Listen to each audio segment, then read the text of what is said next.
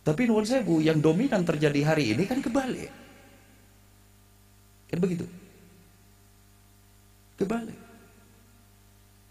Hazana ilmunya dipakai untuk nuwun sewu nunggangi Al-Qur'an, ngakali Al-Qur'an. Kan yang dominan terjadi begitu. Mari rasa rohani kita itu yang kita asah terus-menerus. Sehingga makin lama, makin tahun kepada Al-Quran itu kita bisa menjadi semakin bersikap tunduk.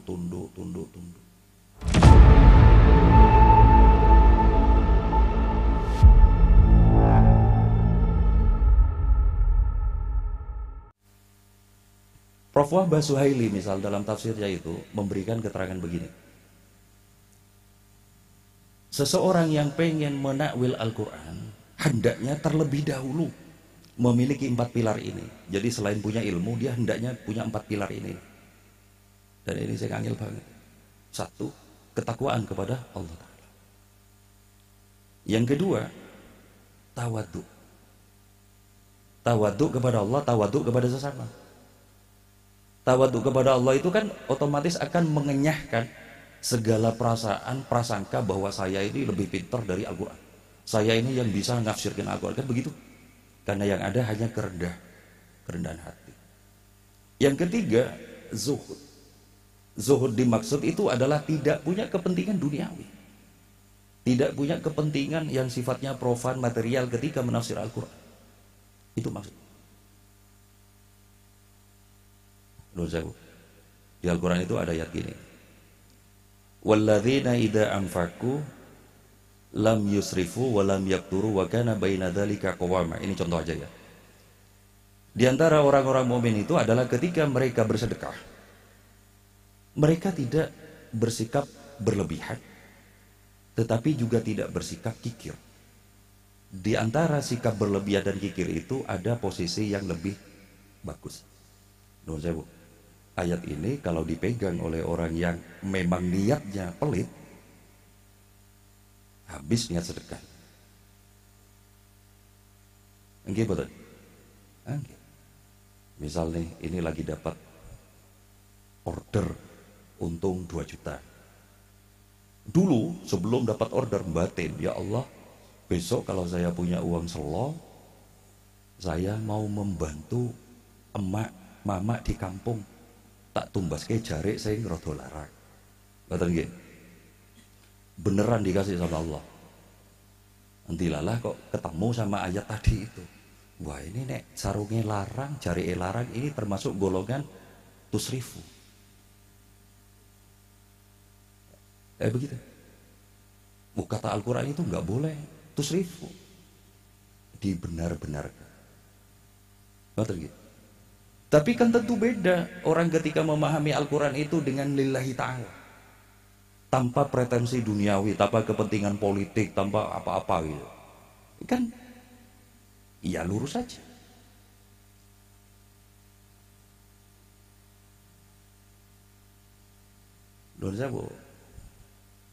Orang yang pada dasarnya itu istilahnya pengen berada di pergaulan bebas, ngoten nggih.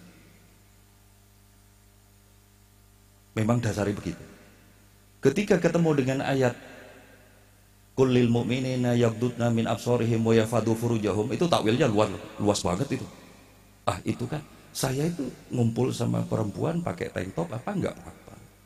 Walaupun saya tidak menundukkan mata, tetap aja ngerong itu. Gitu. Tapi beda orang yang memang hatinya takut sama Allah.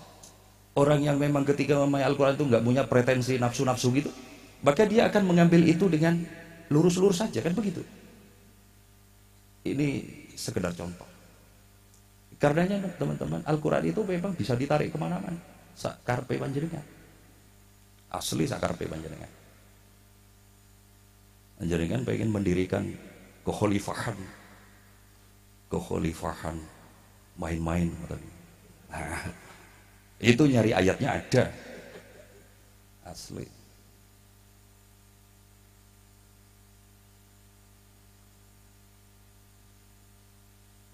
Aku ngoten niku. Mula kiranya ampun gumunan sama lalu lalang takwil Al-Qur'an itu.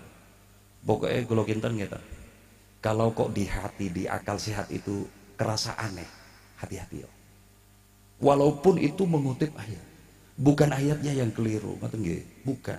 Tetapi ayat ini dipakai untuk sebuah tendensi duniawi, material, politik, sehingga menyebabkan fitnah tadi. Kira-kira begitu. Ya kalau punya guru, dia tanya sama gurunya.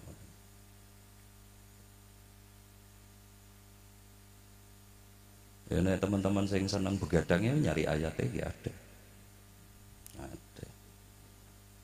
Orang-orang yang ngebut banget pengen non sewu pengen nikah, tapi belum punya modal, itu golek ayatnya ada.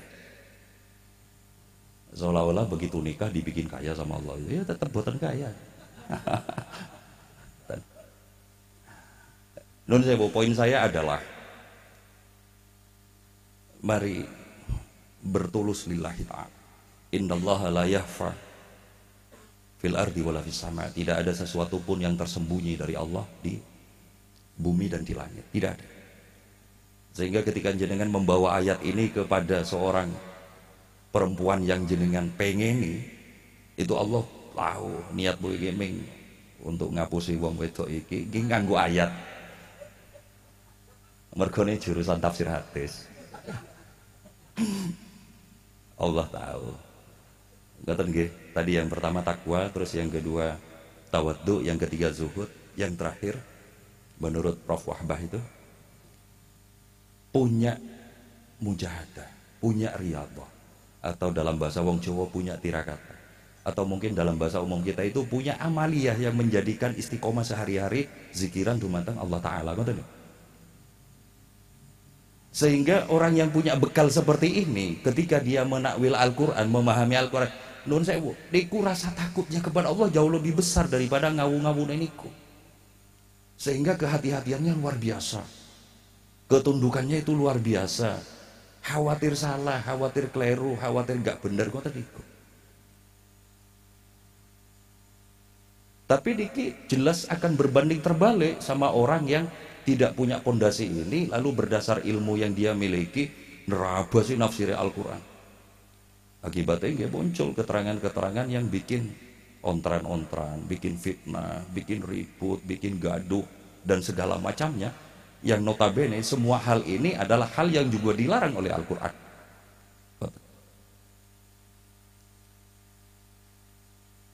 Nggih, kula kinten mboten riyen nggih.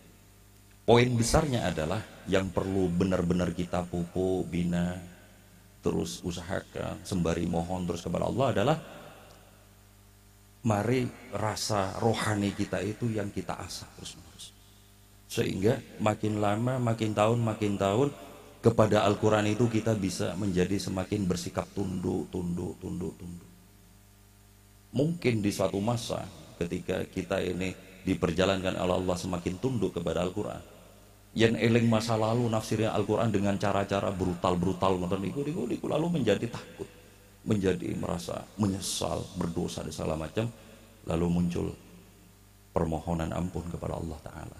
Niku indikasinya.